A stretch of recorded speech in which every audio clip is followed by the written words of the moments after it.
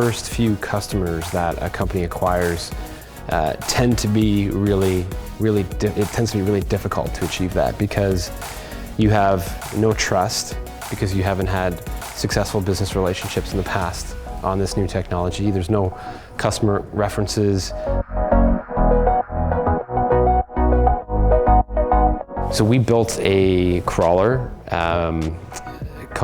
we called it Nostradamus, and Nostradamus crawled the DMOS, which was a business directory, for every business that had a video hosted on the homepage.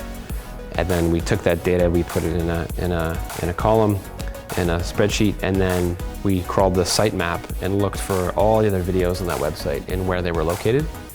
And if the company had over 5 videos, we knew they were investing in video, and we came up with this list of 80,000 businesses.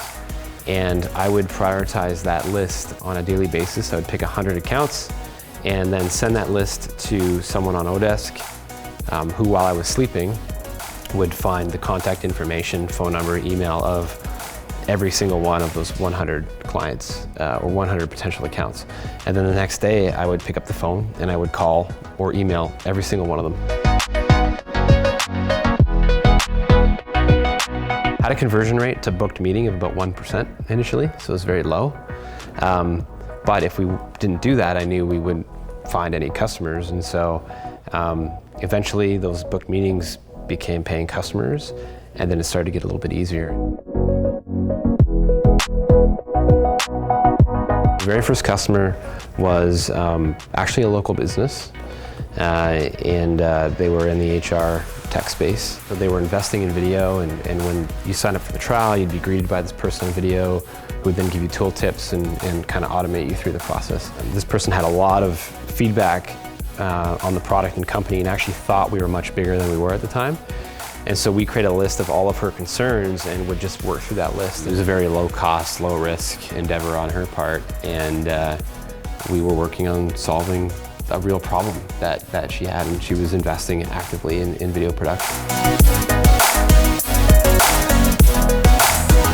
And her name was Donna, and she worked at a company called Tribe HR, and I ended up marrying her. And so we take customer success very seriously here. It doesn't scale super well, but I remember my first customer very well because of that, and I get to see her every day, and she's still a customer to this day.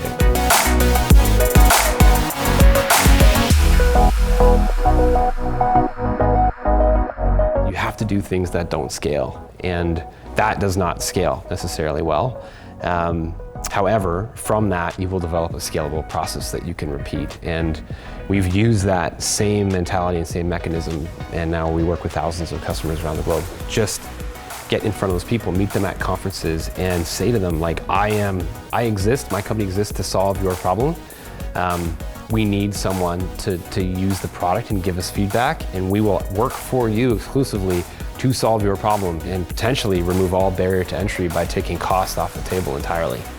And say, hey, in exchange of not paying for this and us solving your problem, will you be a testimonial on our website?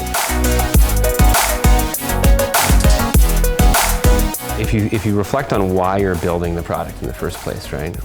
You must be building it because you saw a problem somewhere. If you're a solution in search of a problem, you're going to fail.